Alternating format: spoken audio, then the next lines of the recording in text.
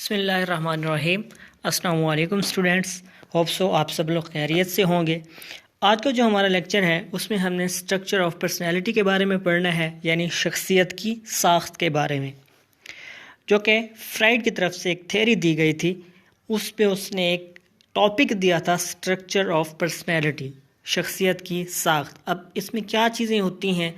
3 چیزیں ہوتی ہیں بیسک، جن سے مل کر ہماری شخصیت بنتی ہے: ایگو اینڈ سپر ایگو، یعنی لاذات، انا اور فوق الانا۔ تو بڑھتے ہیں ان کی ڈیٹیل کی طرف کہ یہ کس چیز سے بنتی ہیں، کیا کام کرتی ہیں، کس اصول کے تحت کام کرتی ہیں۔ تو سب سے جو پہلی ہے ایڈ، یعنی لاذات، اس کو ڈسکس کرتے ہیں۔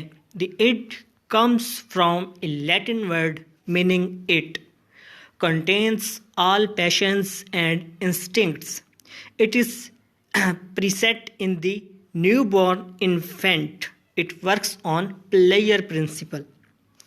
اڈ اصول لذت پر کام کرتی ہے۔ یہ 2 اصولوں کے تحت اپنی خواہشات کی تسکین کرتی ہے، اور جو نیا بچہ ہوتا ہے، نیا پیدا ہونے والا بچہ ہوتا ہے، نیو بورن بیبی ہوتا ہے، یہ اس میں پائی جاتی ہے، پیدائشی طور پر یہ بچے میں پائی جاتی ہے۔ کس اصول پہ کام کرتی ہے؟ یہ اصول لذت پر کام کرتی ہے۔ یہ اپنی خواہشات کی، اپنی جبلات کی فوراً تسکین چاہتی ہے، اور 2 جو ضروریات ہوتی ہیں، یہ اپنی ان ضروریات کو پورا کن اصولوں کے تحت کرتی ہے؟ 2 اصول ہوتے ہیں، ایک ہوتا ہے اضطراری حرکت اور ایک ہوتا ہے بنیادی عمل۔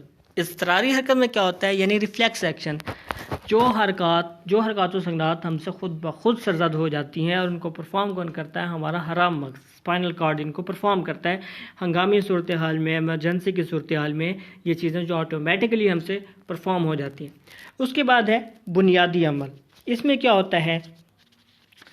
بنیادی عمل میں فرد ذہنی طور پر یا خیالی طور پر کسی بھی خواہش کو پورا کرنے کی کوشش کرتا ہے، یعنی امیجنیشن میں۔ اگر ہم کہہ لیں کہ وہ خیالی پلاؤ بناتا رہتا ہے تو یہ بات بالکل درست ہوگی، اور اس طرح کرنے سے اس کو کیا ہوتا ہے؟ وہ اپنی خواہشات کی تسکین کر لیتا ہے، اور اس کو اطمینان حاصل ہوتا ہے کہ اس نے اپنی خواہشات کی تسکین کر لی ہے۔ لیکن یہ سارا کچھ وہ کیسے کر رہا ہوتا ہے؟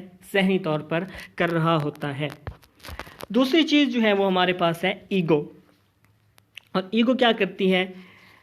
یہ اصول حقیقت پہ کام کرتی ہے، ریئلٹی پرنسپل پہ۔ Word ego means I in Latin, it can also be translated as self, the ego of centre of consciousness, it works on reality principle. یہ حصہ فرد کی ذات اور خودی سے متعلق ہے، یہ اصول حقیقت پر کام کرتی ہے، یہ منتظم کا کام کرتی ہے، ایگزیکٹو کا کام کرتی ہے، مینیج کرتی ہے، منتظم اعلیٰ کا کام کرتی ہے۔ یہ بھی 2 طریقوں سے خواہشات کی تسکین کرتی ہے۔ اب خواہشات کی تسکین کیسے؟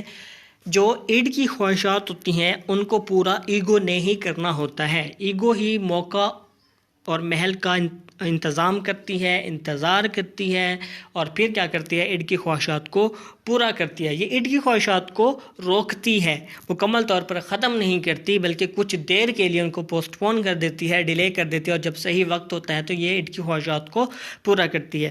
اب یہ 2 طریقے کون سے استعمال کرتی ہے؟ ایک ہوتا ہے حقیقی جانچ، ریئلٹی ٹیسٹنگ۔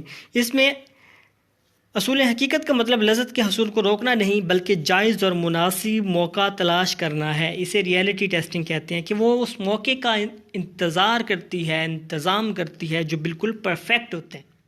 یہ اصول لذت کو وقتی طور پر روکتا ہے تاکہ جائزہ لے سکے کہ عضویہ کی ضرورت عملی اور حقیقی طور پر پوری کی جا سکتی ہے یا نہیں، یعنی یہ اس ٹائم کا، اس موقع کا انتظار کرے گا کہ جب ایڈ کی خواہشات کو پورا کیا جا سکے گا۔